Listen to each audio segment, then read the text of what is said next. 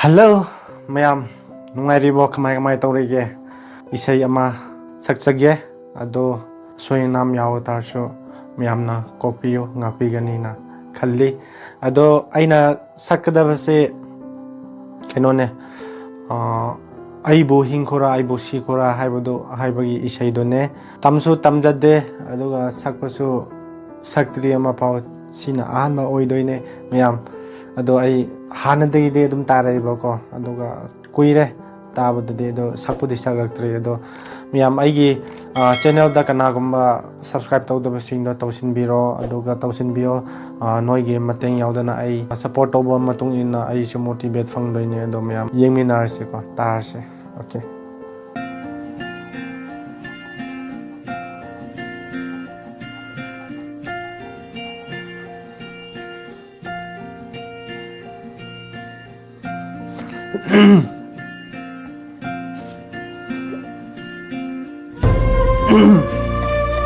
Khangde miyam ngasi na ahanba sakchadabne na ko ay haidra hairoidra khangde yemina ase ko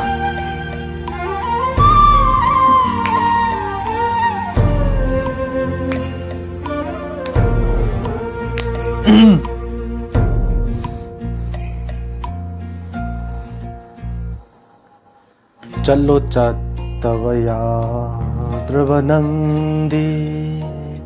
Yeng lam lanu hanna ay ngonda Ay khoi ni gilay bag asida Tam lam le nong damba na kaino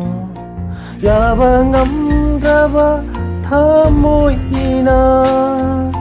Wana lendu na lay hauri Yaba ngam gaba thamoy ina Wana lendu na lay hauri Asima tangdi hairam ko nang na Eibu Hingkhora Eibu Sikhora Eibu Hingkhora Eibu Sikhora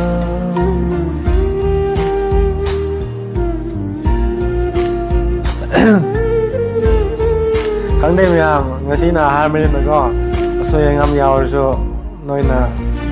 kokpi gani ngapi gani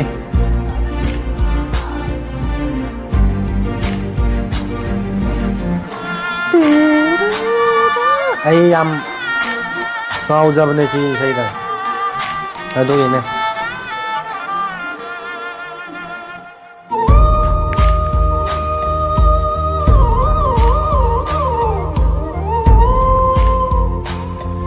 Langro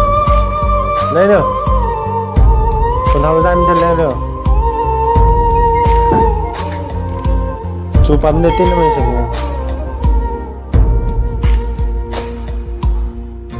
Kaina mai chaki bana Kaina babu kiri ba thamoi ni Khang haudana tat kare mari se Samjinna bayadraba maungda Kaina mai chaki bana Kaina babu kiri ba thamoi ni Khang haudana tat kar mari se Samjinna bayadraba maungda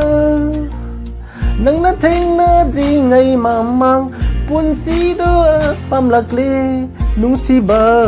masak khang lamdraba wazaram loi aisu ngasidi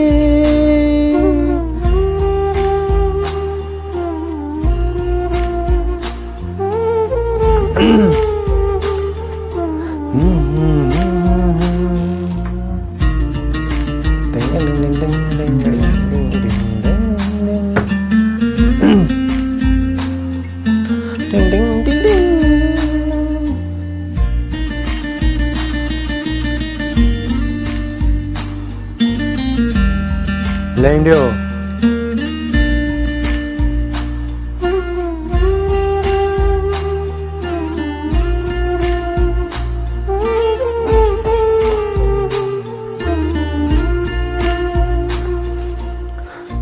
Kamlanu Eibu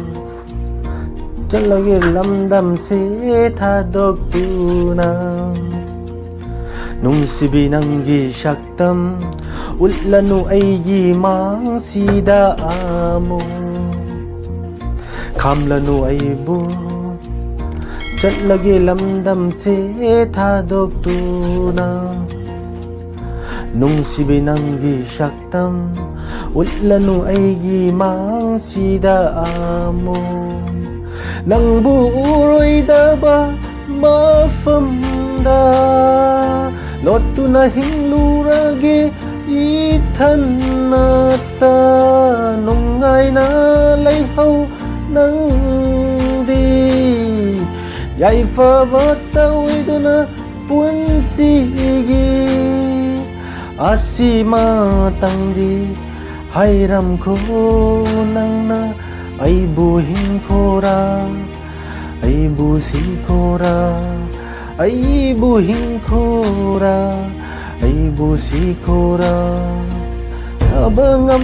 draba thamohina Wana lenduna layhauri Yabangam draba thamohina Wana lenduna layhauri Asima tangdi Hayram ko nang na Eibu Hingkhora Eibu Sikhora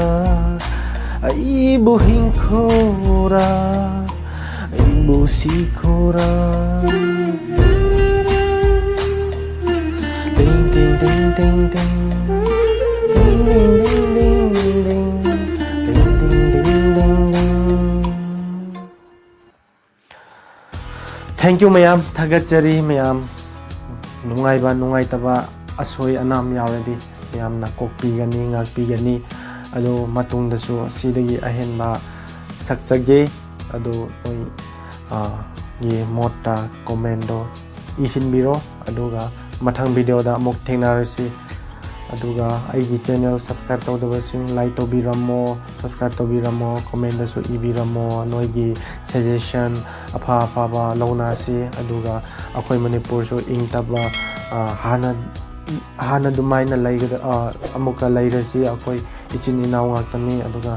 lairi akhoi gi punchi lairingai ama bu nusina laiminasina aigi taraftagi haijari